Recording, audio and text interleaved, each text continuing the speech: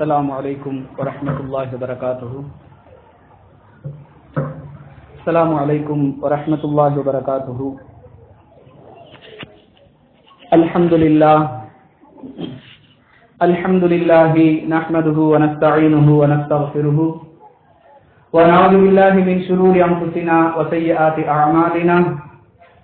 من يهده الله فلا مضل له ومن يضلل فلا هادي له. وأشهد أن لا إله إلا الله وحده لا شريك له وأشهد أن محمدا عبده ورسوله أما بعد. கண்ணியத்திற்குரிய எல்லாம் வல்ல அல்லாஹ் ஜல்ல ஷானஹு தஆலாவின் நல்லடியார்களே, அல்லாஹ்வின் பேரருளால் அவன் நமக்கு வழங்கிய 2 பெருநாட்களில் ஒரு பெருநாளுடைய தொழுகையை நிறைவேற்றிவிட்டு அவனுடைய மார்க்கத்தை அதன் தூய வடிவில அறிந்து கொள்ள வேண்டும் என்ற உன்னதமான நோக்கத்தில் நாம் எல்லாம் காத்திருக்கின்றோம். அன்பிற்குரிய சகோதர சகோதரிகளே,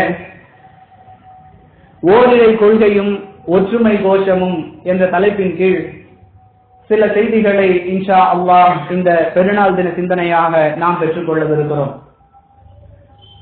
அன்பிற்குரிய சகோதர சகோதரிகளே, இப்படி ஒரு தலைப்பை ஏன் நாம் தேர்வு செய்தோம், இந்த தலைப்பை தேர்வு செய்வதற்கான தேவை நமக்கு ஏன் ஏற்பட்டது என்பதை முதலில் விளங்கிக் கொண்டு இன்ஷா அல்லாஹ் நாம் தலைப்பிற்குள் செல்வோம். அன்பிற்குரியவர்களே, கடந்த 35 ஆண்டுகளுக்கு முன்பாக இஸ்லாத்தின் உண்மையான வடிவம் மக்களுக்கு மத்தியிலே மறைக்கப்பட்டுக் கொண்டிருந்த காலம். எதை அல்லாஹ் தன்னுடைய தூதர் மூலமாக இஸ்லாம் என்ற பெயரில் கற்றுக் கொடுத்தானோ அது மார்க்க அறிஞர்களால் மறைக்கப்பட்டு, மார்க்கம் தெரிந்தவர்களால் மறுக்கப்பட்டு, உண்மை இஸ்லாம் என்னவென்று மற்றவர்களும் இஸ்லாமியர்களும் அறிந்து கொள்ளாமல் இருந்த ஒரு காலம். அப்படிப்பட்ட ஒரு சூழலில் அல்லாஹ் தன்னுடைய பேர் அருளின் காரணமாக இந்த ஏகத்துவ பிரச்சாரத்தை துவங்குவதற்கு சிலரை தேர்வு செய்தான். யாரெல்லாம் மக்களுக்கு மத்தியில இந்த சத்திய இஸ்லாத்தை எடுத்து சொன்னார்களோ அந்த பிரச்சாரகர்களுடைய பிரச்சாரங்களை, ஒன்று இவை சரியாக இருக்கிறது, இதனுடைய அடிப்படையில நம்முடைய வாழ்க்கை அமைத்துக் கொண்டால் தான் நாம் மறுமையில வெற்றி பெற முடியும் என்று நம்பிக்கை கொண்டு செயல்படுத்தி இருக்க வேண்டும். அல்லது நீங்கள் சொல்லுவதெல்லாம் மார்க்கத்தில் இல்லை, நீங்கள் சொல்லுவதற்கு குர்ஆனில் ஆதாரம் இல்லை, நீங்கள் சொல்லுவதற்கு ஹதீஸில் ஆதாரம் இல்லை, நீங்கள் இல்லாததை எல்லாம் இட்டுக்கட்டி சொல்லுகிறீர்கள் என்று மறுப்பு தெரிவித்திருக்க வேண்டும். ஒன்று சொல்லப்பட்ட உபதேசத்தை ஏற்று நடந்திருக்க வேண்டும், அல்லது சொல்லக்கூடிய உபதேசம் சரியில்லை என்று நியாயமான காரணங்களை முன்வைத்து மறுத்திருக்க வேண்டும். செய்தார்களா? சத்திய உபதேசத்தை ஏற்கவும் இல்லை, அல்லது இந்த உபதேசம் தவறு என்று சொல்லக்கூடியவர்கள் அதற்கான நியாயமான ஆதாரங்களையோ காரணங்களையோ சமர்ப்பிக்கவும் இல்லை. வேறு என்ன செய்தார்கள்?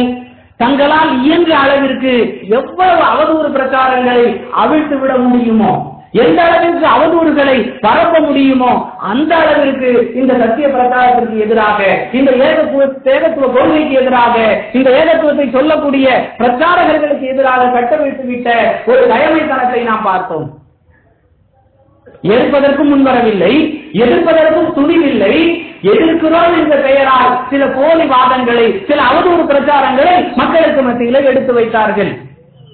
அன்பிற்குரியவர்களே, இந்த விஷயங்களை எல்லாம் ஏன் நாம் சொல்லுகிறோம் என்றால், ஏகத்துவத்திற்குள் வந்திருக்கக்கூடியவர்கள் இதில் நிலைத்திருப்பதற்கும், புதிதாக ஏகத்துவத்தை விளங்கி வரக்கூடியவர்கள் மேலும் தங்களுடைய கொள்கையை உறுதிப்படுத்திக் கொள்வதற்கும், ஏகத்துவ வட்டத்திற்குள் வராமல் வெளியே இருந்து கொண்டு இங்க என்ன நடக்குதுன்னே தெரியாம யார் எதை சொன்னாலும் அந்த சேற்றை, அந்த அவதூறை அள்ளி வீசிக் கொண்டிருக்கக்கூடிய பாமர மக்கள் என்ற நிலையில உள்ளவர்களுக்கும், இல்ல ஏகத்துவத்துக்கு எதிராக சொல்லக்கூடிய விஷயங்கள் எல்லாம் நியாயம்தான் என்று ஒருதலை பட்சமாக யோசிக்கக்கூடியவர்களுக்கும் படிப்பினையாக இருக்க வேண்டும் என்பதற்காகத்தான் இந்த தலைப்பு. அன்பிற்குரியவர்களே, இந்த ஏகத்துவ பிரச்சாரத்தை ஏற்பதற்கும் மனம் இல்லை, எதிர்ப்பதற்கும் ஆதாரங்கள் இல்லை. ஆனாலும் இதை எதிர்த்து பல பொய்களை, பல அடக்குமுறைகளை, பல அவதூறுகளை பரப்பிக் கொண்டிருந்தார்கள். அதிலே பிரபலமான அவதூறு, பிரபலமான குற்றச்சாட்டு என்று சொல்லுவதாக இருந்தால், எப்பொழுது இந்த தௌஹீது பிரச்சாரம் ஆரம்பமானதோ அப்பொழுது ஒற்றுமை குறைந்து விட்டது. குடும்பத்திலே ஒற்றுமை இல்லை, ஊரிலே ஒற்றுமை இல்லை, சமூகத்திலே ஒற்றுமை இல்லை. இஸ்லாமியர்களுக்கு மத்தியிலே ஒற்றுமையை இல்லாமல் ஆக்கியது இந்த தௌஹீத் பிரச்சாரம் தான் என்கிற மிகப்பெரிய ஒரு அவதூறு குற்றச்சாட்டை எடுத்து வைத்தார்கள். அன்பிற்குரிய சகோதர சகோதரிகளே, இது அவதூறு குற்றச்சாட்டு என்பதை நாம் கற்பனையாக சொல்லவில்லை. இந்த குற்றச்சாட்டை அவர்கள் பொய்யாக சுமத்தினார்கள் என்று நாம் இட்டு தட்டி சொல்லவில்லை. எப்படி இந்த பிரச்சாரத்தை அவர்கள் சொல்லக்கூடிய இந்த குற்றச்சாட்டை பொய் என்று சொல்லுகிறோம்? அதற்கு முன்பாக இந்த குற்றச்சாட்டை சொல்லுவதற்கான தகுதி அவர்களிடத்தில் இருக்கிறதா அப்படிங்கறதை நாம விளங்கணும்.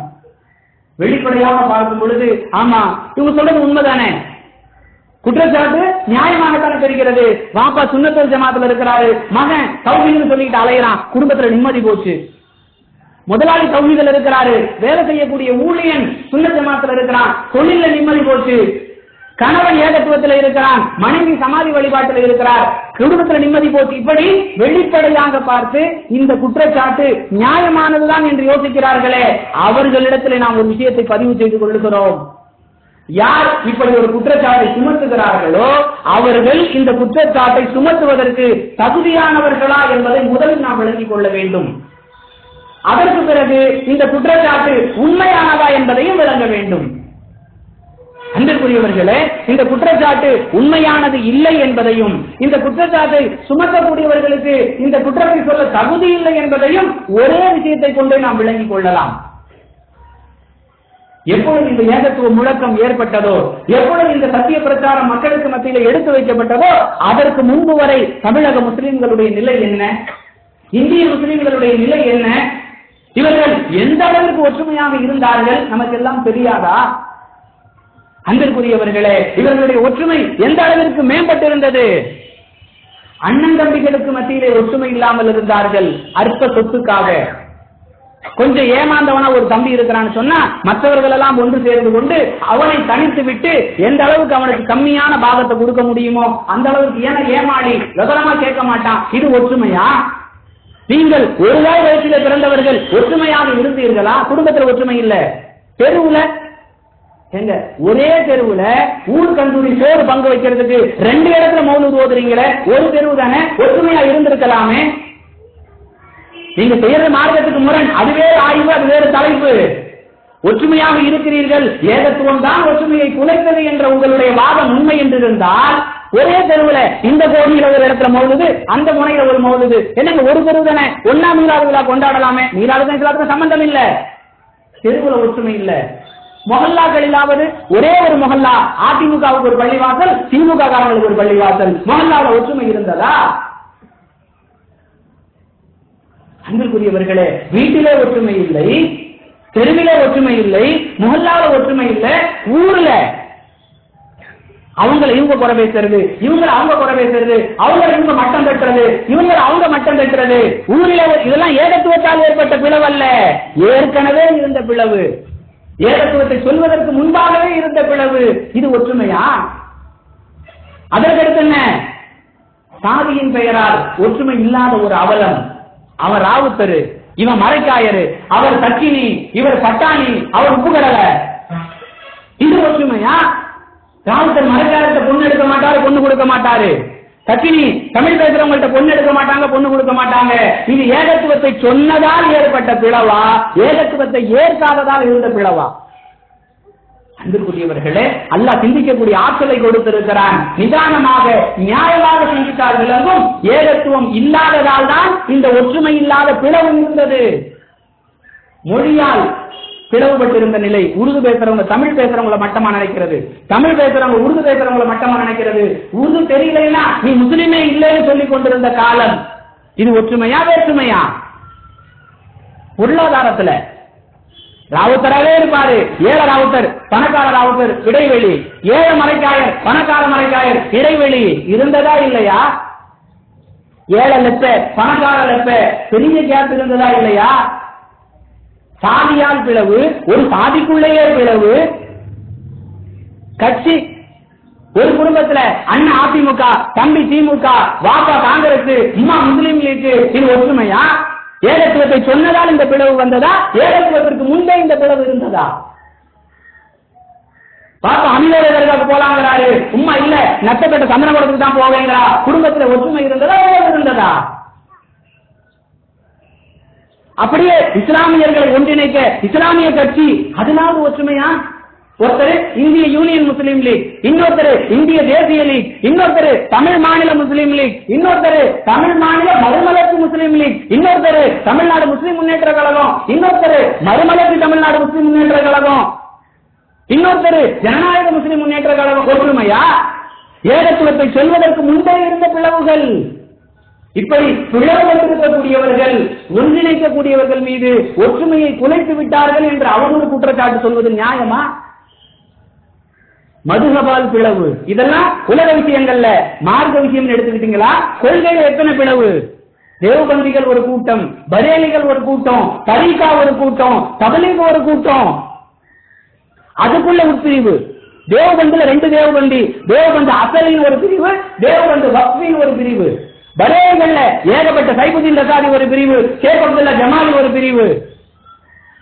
தரீகாவை எடுத்துக்கொண்டீங்கன்னா விஸ்தியா தரீகான் ஒரு பிரிவு, காதிரியா தரீகான் ஒரு பிரிவு, நக்ஷபந்தியா தரீகான் ஒரு பிரிவு, ஜொஹரவத்தியா தரீகான் ஒரு பிரிவு, ரிஃபாய் தரீகா, சாதிரியா தரீகா. இதெல்லாம் ஏகத்துவத்தை சொன்னதால் வந்த பிளவா? இப்படி பிளவுபட்டு கிடந்தவர்களை தபலீகில தமிழ்நாடு தபலீக்குக்கும் சிலோன் தபலீக்குக்கும் ஆகவே ஆகாது. இது ஏகத்துவத்தால் ஏற்பட்ட பிளவா?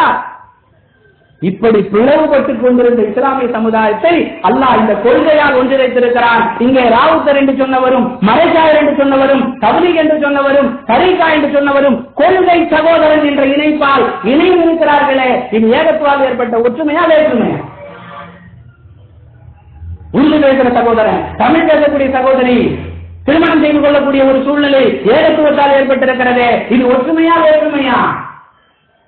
துணிச்சலோடு அவதூறுகளை கட்டவிழ்த்து விட்டுக் கொண்டிருக்கிறார்கள். இந்த தௌஹீது நஜாத்துக்காரங்க வந்ததால் தான் ஒற்றுமை குலைந்து போனது. அன்பிற்குரியவர்களே, நடைமுறையிலே பார்த்துக் கொண்டிருக்கிறீர்கள். அல்லாஹ் மிக பெரும் ஒற்றுமை புரட்சியை இந்த ஏகத்துவத்தால் தான் ஏற்படுத்தி இருக்கிறார். இந்த தரிகா அந்த தரிகாவை கூட சொல்றது, ஜித்தியா தரிகாக்காரங்க காதிரியா தரிகா இலாஹியா தரிகாவை பார்த்து சொல்றது, தைரா அடிக்கிறத பார்த்து வீடு வீடா வசூல் பண்ற முசாவர் மாதிரி தைரா அடிச்சுட்டு இருக்கிறாங்க. ஒற்றுமையாக இருந்தீர்களா? அன்பிற்குரியவர்களே, இந்த பிளவை எல்லாம் போக்கி ஓரிரை கொள்கை என்கிற ஒரு பெல்ட்டுக்குள்ள ஏகத்துவம் ஒற்றுமையை உண்டாக்கி இருக்கிறதே, வீண் அவதூறுகளை பரப்பாமல் இருப்பதற்காகத்தான் இந்த தலைப்பு. ஒற்றுமையா இருந்தாங்க. எதுல இருந்தாங்க தெரியுமா? சில விஷயங்கள்ல ஒற்றுமையாக இருந்தார்கள். என்ன ஒற்றுமை? எந்த பாவம் நிரந்தர நரகத்திலே கொண்டு போய் சேர்க்குமோ இணை வைப்பு என்கிற ஒரு மாவாதக செயல், அதிலே ஒற்றுமையாக இருந்தார்கள். எல்லோரும் ஒன்று சேர்ந்து மௌலித் ஓதுவாங்க. மௌலித தப்புங்கிற கருத்துல யாருமே இல்லை, எல்லோருமே ஒற்றுமை கருத்து கொண்டவர்களாக இருந்தார்கள். சந்தனக்கூடு தேர் இழுக்கிறதுல ஒற்றுமையான கருத்துள்ளவர்களாக இருந்தார்கள். இஸ்லாத்தை பற்றி முஸ்லிம் அல்லாத மக்கள் தப்பெண்ணம் கொள்ளுவதற்கு முக்கியமான காரணம் வரதட்சணை. அதை வாங்குறதுல எல்லாம் ஒற்றுமையா இருந்தாங்க. இமாம்ல இருந்து முத்தவல்லியில இருந்து ஊர் மெம்பர்கள் இருந்து எல்லோருமே யாரையாவது வரதட்சணை கூடுமான்னு கேட்டா எல்லோருமே கூடும், இந்த கருத்துல ஒற்றுமையாக இருந்தார்கள். அன்புக்குரிய சகோதர சகோதரிகளே, அல்லாஹ் கொடுத்திருக்கக்கூடிய சிந்தனை சக்தியை செலவிட்டு நாம் யோசித்து பார்க்க வேண்டும். மதுஹப் பிரிவு, தரீகா பிரிவு, தபலீக் பிரிவு, அரசியல் பிரிவு, இதையெல்லாம் சிதறடிக்க செய்து ஏகத்துவம் என்கிற ஒரு கொள்கையால் ஒன்றிணைத்திருக்கிறோமே, இப்படிப்பட்டவர்கள் மீது ஒற்றுமையை குலைத்துக் கொண்டிருக்கிறார்கள் என்ற பொய் குற்றச்சாட்டு நியாயமானதா? நீங்களும் ஒற்றுமையா இருக்கிறீங்க, வரதட்சணையில, வட்டியில, சமாதி வழிபாட்டுல, எல்லாவற்றிற்கும் மேலாக இவர்கள் ஒரு விஷயத்தில ரொம்ப ஒற்றுமையா இருந்தாங்க. எதுல? ஏகத்துவ கொள்கையையும் ஏகத்துவவாதிகளையும் எதிர்க்கக்கூடிய விஷயத்தில் ரொம்ப ரொம்ப ஒற்றுமையா இருந்தாங்க. உதாரணத்திற்கு சொல்லுவதாக இருந்தால், பெருமானார் ஸல்லல்லாஹு அலைஹி வஸல்லம் அவர்கள் இந்த ஏகத்துவ கொள்கையை சொல்வதற்கு முன்பாக யூதர்களும் கிறிஸ்தவர்களும் ஒருவரை ஒருவர் எப்படியெல்லாம் பேசிக் கொள்வார்கள், எப்படியெல்லாம் திட்டிக் கொள்வார்கள். பைபிள்ல கர்த்தராகிய இயேசு கிறிஸ்து யூதர்களை பற்றி எல்லாம் எப்படி பேசுவார்? யூதர்கள் என்பவர்கள் பொல்லாத பூசாரிகள், அவர்கள் சாத்தான்கள், விரியன் பாம்பு குட்டிகள். இதுவெல்லாம் யூதர்களை பற்றி கிறிஸ்தவர்கள் சொல்லக்கூடிய வாசகங்கள். பொல்லாத பூசாரிகளே, விரியன் பாம்பு குட்டிகளே. யூதர்கள் கிறிஸ்தவர்கள் எப்படி சொல்லுவாங்க? தந்தையே இல்லாமல் தவறான வழியிலே பிறந்த ஒரு ஆளை கடவுள்னு கும்பிட்டுக்கிட்டு இருக்கிறாங்க. இந்த கொள்கை உள்ளவர்கள் தான் கிறிஸ்தவர்கள். ஒருவரை ஒருவர் இப்படி தாடிக்கொள்வார்கள். ஆனால் ரசூலுல்லாஹி ஸல்லல்லாஹு அலைஹி வஸல்லம் அவர்களை எதிர்க்கக்கூடிய விஷயத்துல யூதனும் கிறிஸ்தவனும் கைகோர்த்துக் கொள்வான், ஒன்று சேர்ந்து ஒற்றுமை. அதுபோன்று இந்த தரிகா அந்த தரிகாவை குறை பேசுறது, இந்த தபலீக அந்த தபலீக குறை பேசுறது, மௌலூதுக்காரங்க கொடியேற்றவனை குறை பேசுறது, தௌஹீதை எதிர்க்கும் போது ஒற்றுமையாக இருந்தார். இது பேர் ஒற்றுமையா? இவ்வளவு தெளிவான சான்றுகளை வைத்த பிறகும் அவர்கள் ஒற்றுமை ஒற்றுமை என்று பேசிக் கொண்டிருக்கிறார்களே, எதை வைத்து பேசிக் கொண்டிருக்கிறார்கள் என்று சொன்னால் ஒரு குர்ஆன் வசனத்தை எடுத்து வைப்பாங்க. 3வது அத்தியாயம் 103வது வசனத்தில் உள்ள அந்த கருத்தை ஒற்றுமைக்கு ஆதாரமாக எடுத்து வைப்பார்கள். அந்த வசனம் என்ன சொல்லுகிறது? வஅதஸிமு பிஹப்லில்லாஹி ஜமீஆ வலா தஃபர்ரகு. இதுதான் அந்த வசனம். வஅதஸிமு பிஹப்லில்லாஹி ஜமீஆ வலா தஃபர்ரகு.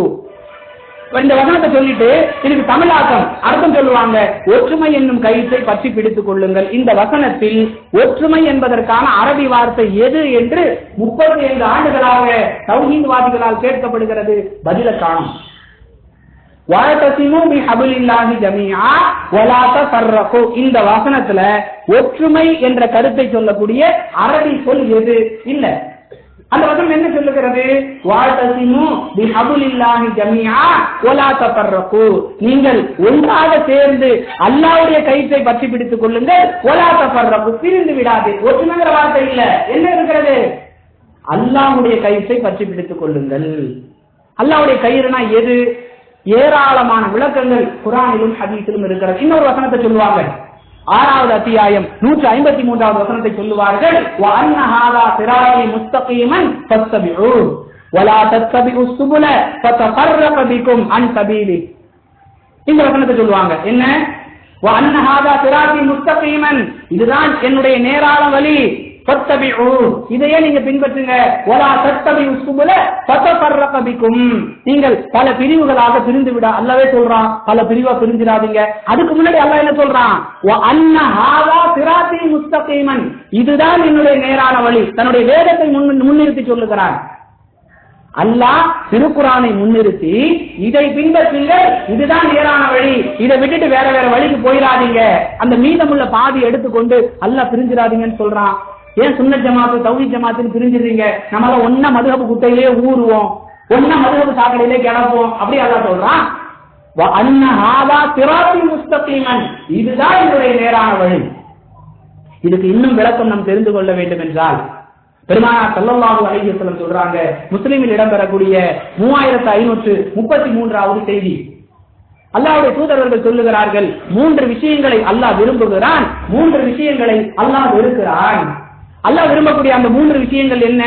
அல்லாஹ் சொல்லுகிறான். முதலாவது விஷயம் அல்லாஹ்வுக்கு விருப்பமானது, அல்லாஹ் தன்னை மட்டுமே வணங்க வேண்டும் என்பதை விரும்புகிறான்.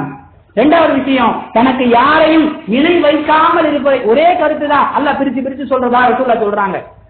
தன்னை மட்டுமே வணங்க வேண்டும் என்பதை அல்லாஹ் விரும்புகிறான். தன்னை தவிர்த்து வேறு யாரையும் இணை வைக்க கூடாது என்பதை அல்லாஹ் விரும்புகிறான். மூன்றாவதாக அனைவரும் அல்லாஹ்வுடைய கயிற்றை பற்றி பிடித்துக் கொள்வதை அல்லாஹ் விரும்புகிறான். எதை வாழ்க்கை நெறி என்று அல்லாஹ் சொன்னானோ அதை எல்லோரும் பற்றி பிடிக்க வேண்டும் என்பதை அல்லாஹ் விரும்புகிறான். ரசூலுல்லாஹி ஸல்லல்லாஹு அலைஹி வஸல்லம் சொல்றாங்க. அல்லாஹ் வெறுக்கக்கூடிய 3 விஷயங்கள் என்ன? தேவையில்லாமல் பேசுவதை அல்லாஹ் வெறுக்கிறான்.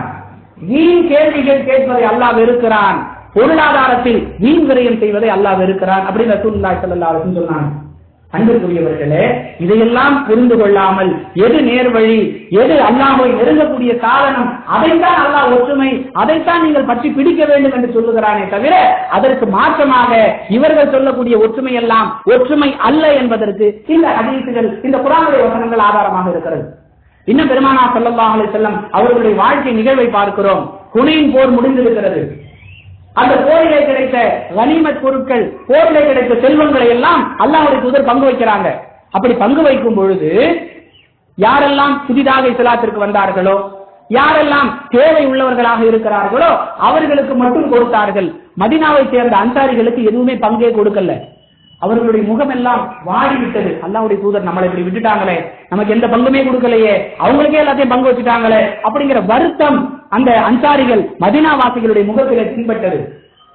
பெருமானார் ஸல்லல்லாஹு அலைஹி வஸல்லம் அவர்களை எல்லாம் ஒன்றிணைத்து அவர்களுக்கு ஆறுதல் சொல்லும் விதமாக உரை நிகழ்த்துகிறார்கள். அந்த உரையிலே சொல்லுகிறார்கள், நீங்கள் எல்லாம் சிதறி கிடந்தீர்களே, அல்லாஹ் என் மூலம் உங்களை ஒற்றுமையாக்கினானே, அதை நீங்க மறக்கலையா?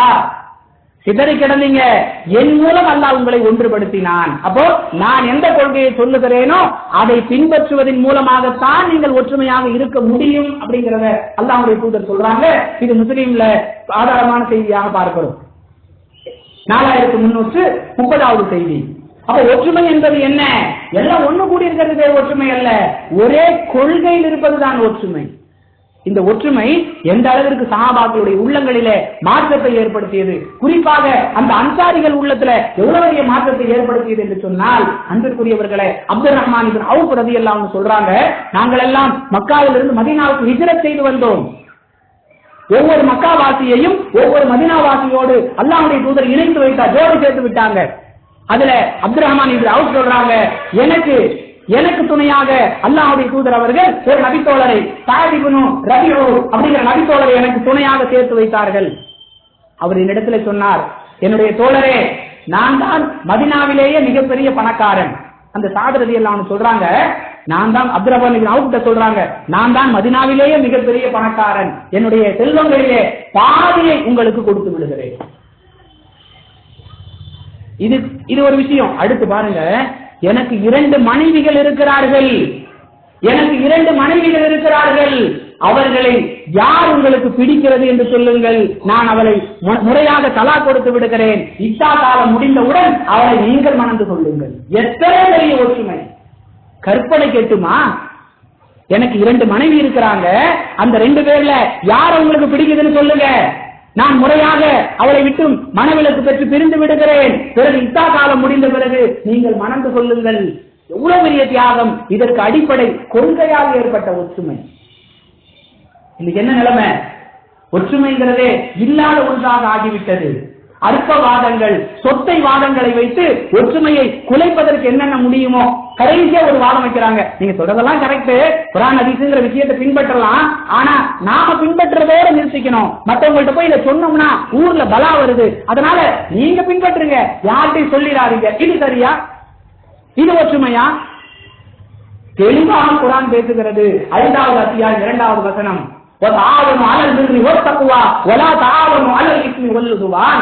நன்மையிலும் இறையச்சத்திலும் ஒருவருக்கொருவர் உதவி செய்து கொள்ளுங்கள், பாவத்திலும் வரம்பு மீறுதலையும் ஒருத்தருக்கு ஒருத்தர் உதவி செய்ய. தப்பு செய்யறானா அவனை தடுக்காம இருக்கிறதே நீ அவனுக்கு செய்யற உதவி. குர்ஆன் சொல்லுகிறது.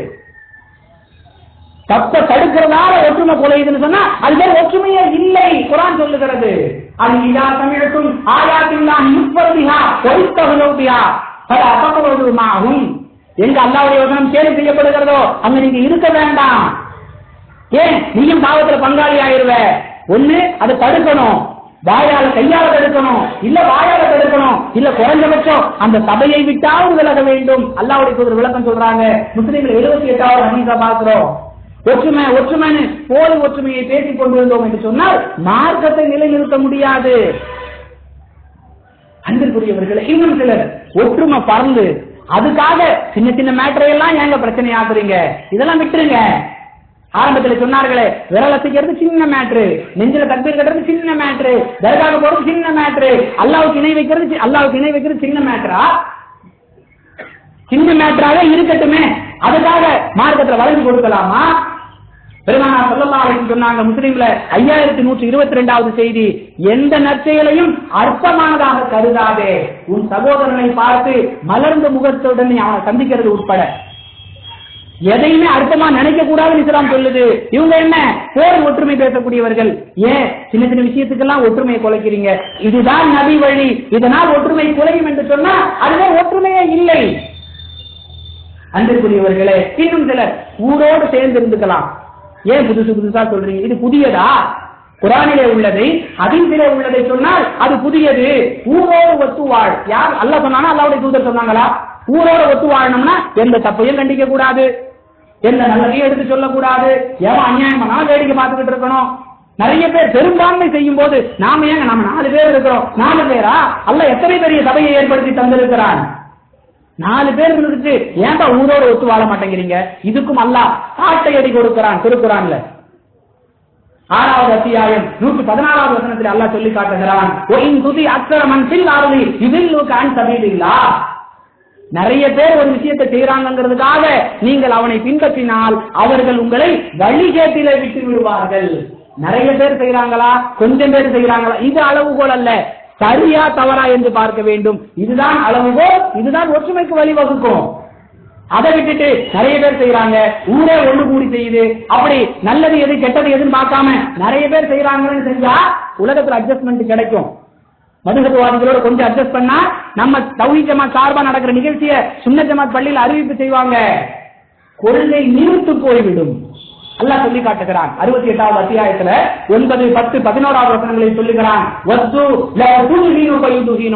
நீங்கள் வளைந்து கொடுத்தால் அவர்களும் வளைந்து கொடுக்க தயாராக இருக்கிறார்கள், ஒருபோதும் நீங்க வளைந்து கொடுக்காதீர்கள்.